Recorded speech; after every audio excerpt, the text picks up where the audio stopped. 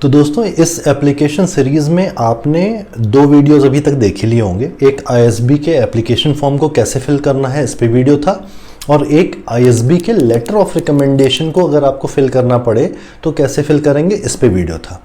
अब नेक्स्ट इस वीडियो में, आज के वीडियो में हम देखेंगे IIM बैंगलोर का एप्लीकेशन फॉर्म कैसे फिल करते हैं। तो स्क्रीन शेयरिंग पे लास्ट टाइम की तरह मैं आपको पूरा फॉर्म डिटेल में दिखाऊंगा, उसमें मैं बताऊंगा कि क्या क्या चीज़ें फिल करनी है। और कुछ ऐसे सेक्शंस हैं इसमें भी जो आईएसबी में भी थे, इसलिए वो रिपीट कंटेंट हो रहा है। तो मैं उस कंटेंट को रिपीट दोबारा आपको नहीं बताऊंगा, बस मैं ये बता दूंगा कि ये वाली चीज़ आईएसबी में भी थी और आप वहाँ पर जाके आईएसबी में ये वाला पार्ट देख लीजिए। तो मैं डिस्क्रिप्शन बॉक्स में ना टाइमिंग्स वगैरह डाल दूंगा, तो आप उस टाइप से चेक कर सकते हो।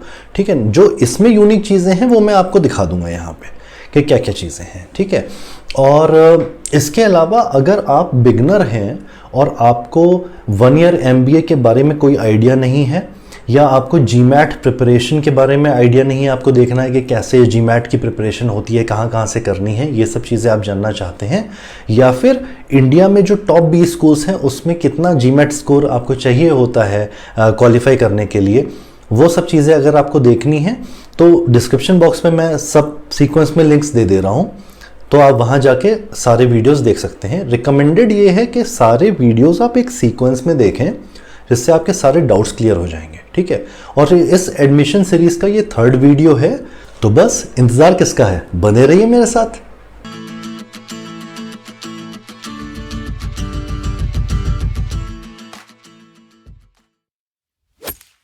तो चलिए दोस्तों, अब मैं जल्दी से स्क्रीन शेयरिंग ऑन करता हूं और आपको पूरा application form step by step show कर देता हूं। तो दोस्तों देखिए, ये IIM बैंगलोर का फॉर्म है। इसमें सबसे पहले आपको अपनी बेसिक डिटेल्स डालनी पड़ेंगी। तो आईएसबी के फॉर्म में भी मैंने आपको बताया था कि हर एप्लीकेशन फॉर्म में आपको आपसे आपकी पर्सनल डिटेल्स पूछते हैं, आपकी प्रोफेशनल डिटेल्स पूछते हैं, और उसके अलावा वो एक्स्ट्रा करिकुलर एक्टिविटीज़, इन सब चीज़ों के बारे में आपसे डिटेल्स पूछते हैं। ठीक है, इसलिए मैं बार बार ये चीज़ आपसे रिक्वेस्ट कर रहा हूँ कि आईएसबी के एप्लीकेशन फॉर्म वाला वीडियो आप ज़रूर देखिएगा, क्योंकि बहुत सारी चीज़ें वहाँ पर बहुत डिटेल में हैं और मैं हर एप्लीकेशन फॉर्म में वो सारी चीज़ें रिपीट नहीं करूँगा। तो बेटर है कि आप वो वाला एक बार देख लें, उसके बाद आप जो भी एप्लीकेशन फॉर्म देखेंगे वो आपके लिए ईजी हो जाएंगे। ठीक है, तो चलिए स्टार्ट करते हैं। अब देखिए, बायोग्राफिक डिटेल्स में इन्होंने नेम, जेंडर, ये सब चीज़ें मांगी हैं। गार्जियन का name, email address, family name, family income आपकी, फादर का क्वालिफ़िकेशन, मदर का क्वालिफ़िकेशन, मोबाइल नंबर, है ना, ये तो सब बेसिक पर्सनल डिटेल्स हैं। इसी तरह से देखिए, इन्होंने current address, permanent address, emergency contact, ये सब चीज़ें यहाँ पर मांगी हैं। फ़ोन नंबर मांग लिया। उसके बाद इन्होंने आपके एकेडमिक्स से रिलेटेड डिटेल्स मांगी हैं। तो एकेडमिक्स रिलेटेड डिटेल्स देखिए, क्लास 10th की इन्होंने सारी चीज़ें मांग ली आपसे कि कौन से बोर्ड से किया था, कितने परसेंटेज मार्क्स थे, डिस्टिंक्शन थी या नहीं थी, वो सारी चीज़ें। इसी तरह से क्लास 12th का यहाँ पर मांग लिया, फिर बैचलर्स का आपसे मांग लिया यहाँ पे। तो ये सारी डिटेल्स तो आप फिल कर ही सकते हैं ईजिली, इसमें कुछ बताने की ऐसा ज़रूरत है नहीं। बैचलर्स डिग्री आपकी जितने भी टर्म्स में, सेमेस्टर्स में या ईयर्स में है, उसको आप यहाँ पर मेंशन कर सकते हैं। हर जैसे भी आपकी मार्कशीट्स आती हों उस हिसाब से आप यहाँ पर मार्क्स वगैरह अपने मेंशन कर सकते हैं ईयर वाइज। ठीक है, फिर यहाँ पर वर्क एक्सपीरियंस की बात इन्होंने करी है। अगर आपने एक ऑर्गेनाइजेशन में या एक से ज़्यादा ऑर्गेनाइजेशन में काम किया है, मल्टीपल ऑर्गेनाइजेशंस भी हैं, अगर कोई प्रॉब्लम नहीं है, आप सबका वर्क एक्सपीरियंस एक एक करके यहाँ पर डाल सकते हैं। डेजिग्नेशन, इंपॉर्टेंट चीज़ इसमें है रोल एंड रिस्पॉन्सिबिलिटी, जो कि आईएसबी वाले में भी मैंने आपको बताई थी। तो रोल एंड रिस्पॉन्सिबिलिटी हर डेजिग्नेशन पे आपकी जो हो हर कंपनी में, उसको आप ध्यान से यहाँ पर फिल करिएगा। और इंटरनेशनल एक्सपीरियंस की भी आप में जो आपकी जॉब में एक इम्पॉर्टेंस होती है, क्योंकि उससे उन्हें पता चलता है कि आप कितने ज़्यादा इंटरनेशनल कल्चर को समझते हैं, इंटरनेशनल क्लाइंट से आपका इंटरेक्शन, आपके करने की हैबिट है या नहीं, आपका एक्सपीरियंस वहाँ पर ग्रो होता है इन मैनी सेंसेस। ठीक है, तो वो सब चीज़ें इसलिए वो जानना चाहते हैं यहाँ पे। फिर उसके बाद आपकी सैलरी वगैरह वो पूछते हैं और रीज़न पूछते हैं कि आपने अगर जॉब चेंज करी तो क्यों करी। इसी तरह से जैसे मैंने आईएसबी वाले फॉर्म में बताया था, अगर आपका जॉब ना हो, कुछ अपना बिजनेस हो, कोई फैमिली बिजनेस हो, तो वो वाली डिटेल्स आप यहाँ पर मेंशन करेंगे कि बिजनेस में आपका क्या रोल एंड रिस्पॉन्सिबिलिटी थी, आप ओनर थे या फिर आप अपने फैमिली में आपने ज्वाइन किया और आप क्या काम करते थे वहाँ पे। ठीक है, तो वो सारी चीज़ें आप यहाँ पर दे सकते हैं। तो ऐसा नहीं है कि जॉब वाले ही फिल कर सकते हैं इस फॉर्म को, इस फॉर्म को किसी भी प्रोफेशन का इंसान ईजिली फिल कर सकता है। ठीक है, फिर देखिए ऐसे ही मल्टीपल ऑर्गेनाइजेशन के उन्होंने सेक्शंस दिए हैं। अगर आपके पास एक से ज़्यादा ऑर्गेनाइजेशन का या एक से ज़्यादा बिजनेस का आपके पास एक्सपीरियंस है तो वो सब चीज़ें आप यहाँ पर मेंशन कर सकते हैं। अब मैं नीचे आता जा रहा हूँ। इम्पॉर्टेंट चीज़ यहाँ पर देखिए मैंने हाईलाइट करी हुई है रेफरेंसेस।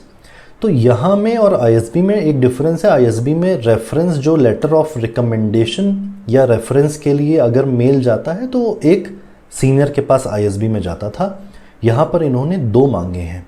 ठीक है, तो आप जो भी सीनियर्स चूज़ करें इस काम के लिए, जिनको आप चूज़ करना चाहते हो कि भाई इनके पास ही मेरे लिए इंक्वायरी जाए, जो कुछ सेट ऑफ क्वेश्चंस होते हैं जो आईआईएम बैंगलोर भेजेगा, उन पर्टिकुलर लोगों के पास, 2 लोगों के पास सेम सेट ऑफ क्वेश्चंस जाएंगे और उनसे वो आपके बारे में कुछ चीज़ें पूछेगा।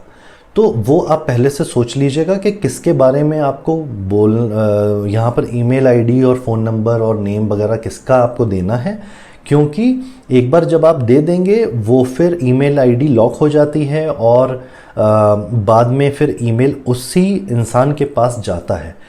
तो रिकमेंडेड ये होता है कि ईमेल आईडी उनकी आप ऑर्गेनाइजेशन की ईमेल आईडी दें, ऐसा रिकमेंडेड होता है, क्योंकि इससे एक क्रेडिबिलिटी बी स्कूल के पास जाती है कि भाई वाकई में ये जो सुपरवाइज़र, सीनियर, बॉस, क्लाइंट जो कोई भी रेफरेंस दे रहा है इस कैंडिडेट का, वो इस पर्टिकुलर ऑर्गेनाइजेशन को बिलोंग करता है ना। मतलब ऐसा ना हो कि आप किसी रिलेटिव वगैरह का दे दें, तो वो चीज़ यहाँ पर क्लैरिफाई हो जाती है बेसिकली। कई सारी ऑर्गेनाइजेशंस ब्लॉक भी करके रखती हैं एक्सटर्नल ईमेल आईडीज़ को, तो उन केसेस में यहाँ पर हमको उनकी पर्सनल मेल आईडीज़ देनी पड़ती हैं, जैसे जीमेल वगैरह की मेल आईडी देनी पड़ती हैं। तो वो कोई ऐसी उसमें प्रॉब्लम नहीं होती है, बट कोशिश करिए कि अगर उनकी ऑफिशियल आईडी आप दे पाएँ। ठीक है, तो ये 2 लोग आपको चूज़ करने हैं यहाँ पर, ये बहुत इंपॉर्टेंट है, राइट। कोशिश करिएगा कि एक सुपरवाइज़र आपका करंट प्रोजेक्ट का हो, जिसको आप जहाँ पर आप काम कर रहे हैं अभी, और एक अगर हो सके तो आपका कोई प्रीवियस प्रोजेक्ट या प्रीवियस काम से रिलेटेड कोई हो। ठीक है, बिजनेस करते हैं तो आप अपने जो भी आपके क्लाइंट्स हैं उनके मल्टीपल क्लाइंट्स का आप ईमेल आईडी यहाँ पर और नेम वगैरह आप दे सकते हैं। ठीक है, अच्छा, ये जो लेटर ऑफ रिकमेंडेशन इसका जाता है, जैसा मैंने आईएसबी के लिए पार्ट 2 में लेटर ऑफ रिकमेंडेशन की डिटेल्स आपको उसमें दी थी, ऐसे ही मैं आईआईएम बैंगलोर का भी पार्ट 2 बनाऊंगा और उसमें मैं लेटर ऑफ रिकमेंडेशन या रेफरेंसेस में जो मेल जाता है, जो क्वेश्चंस जाते हैं, उसके बारे में मैं आपको बताऊंगा, क्योंकि इस वीडियो में अगर मैं आपको सब कुछ बताऊंगा तो बहुत लेंदी वीडियो हो जाएगा। ठीक है, चलिए नीचे चलते हैं। फिर जीमैट के स्कोर की इन्होंने बात करी है, हर सेक्शन का परसेंटाइल वो यहाँ आपसे पूछ रहे हैं, वो भी इजी है। फिर एक नॉमिनल सी फीस ये आपसे चार्ज करते हैं, उसकी पेमेंट डिटेल्स इन्होंने यहाँ पर फिल कर ली हैं। अब देखिए ये स्कैन डॉक्यूमेंट्स जो है ये इंपॉर्टेंट है, क्योंकि यहाँ पर ये आपसे 10th की मार्कशीट, अगर पासिंग सर्टिफिकेट मिलता था आपके बोर्ड में तो वो, इसी तरह से 12th की मार्कशीट, पासिंग सर्टिफिकेट, ये सब चीज़ें आपसे स्कैन्ड फॉर्मेट में ये अपलोड करवाते हैं जब आप फॉर्म सबमिट कर रहे होते हो उस टाइम पे, तो आपके पास ये सब चीज़ें होनी चाहिए। ऐसे ही आपकी अंडरग्रेड की डिग्री मार्कशीट्स, ये सारी चीज़ें अपलोड करवाते हैं। अगर आपने मल्टीपल जॉब या मल्टीपल बिजनेसेस किए हैं और उससे रिलेटेड आप कोई भी document as a proof show करना चाहते हैं तो वो भी आप वर्क एक्सपीरियंस के डॉक्यूमेंट्स में शो कर सकते हैं। और उसके बाद फिर वो जीमैट का स्कोर आपसे लेते हैं, उसकी कॉपी आपसे लेते हैं। तो आपने अगर ऑनलाइन दिया हो तो आप ऑनलाइन वाला पीडीएफ यहाँ पर लगा दीजिए, और अगर आप सेंटर पे देकर आए हों तो आप सेंटर वाला ले सकते हैं। एक बार ये देख लीजिएगा कि आईआईएम बैंगलोर इस ईयर कौन सा स्कोर एक्सेप्ट कर रहा है, क्योंकि कई बार कई भी स्कूल्स ऑनलाइन स्कोर एक्सेप्ट नहीं कर रहे हैं कोविड के बाद से, तो एक बार ये मेक श्योर कर लीजिएगा बस। ठीक है, इसके बाद आईआईएम बैंगलोर अपना एक स्टेटमेंट ऑफ पर्पस 600 वर्ड्स में मांगता है, जिसको ये एसओपी बोलते हैं शॉर्ट में। ठीक है, तो इसको कैसे लिखना है वो मैं अभी आपको बताऊंगा। तो ये सारी चीज़ें यहाँ पर आपको अपलोड करनी होती हैं, राइट। इसके बाद इंटरव्यू की लोकेशन प्रेफरेंसेस ये मांगते हैं, कुछ ऑप्शंस देते हैं इसमें से, वो आप चूज़ कर सकते हैं। एडिशनल इन्फॉर्मेशन में देखिए कि ये पूछ रहे हैं कि आपको इस प्रोग्राम के बारे में पता कैसे चला, तो यहाँ पर भी मल्टीपल ऑप्शंस वो आपको देते हैं, आप उसमें से चूज़ करके बता सकते हैं कि किसी फ्रेंड के थ्रू पता चला या आपकी वेबसाइट के थ्रू पता चला, है ना, इस तरह से।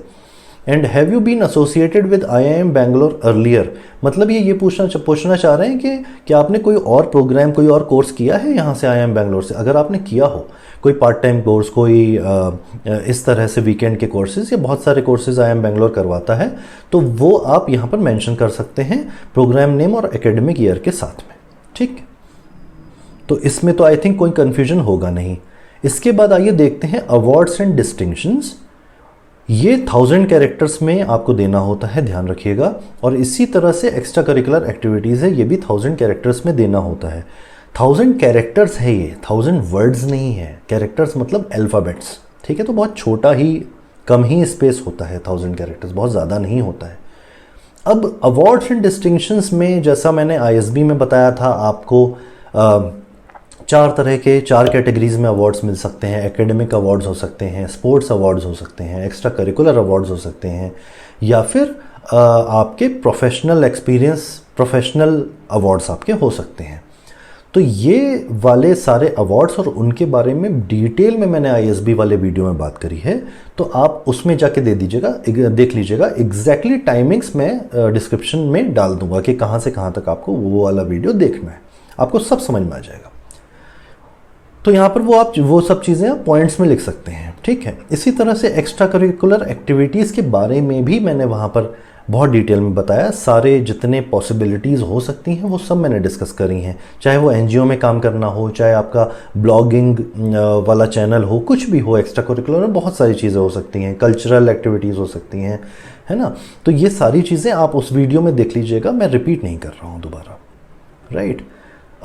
उसके बाद लास्ट में है पब्लिकेशंस। तो ये जानना चाहते हैं कि कोई बुक वगैरह आपने पब्लिश करी है या कोई रिसर्च पेपर आपने पब्लिश किया है।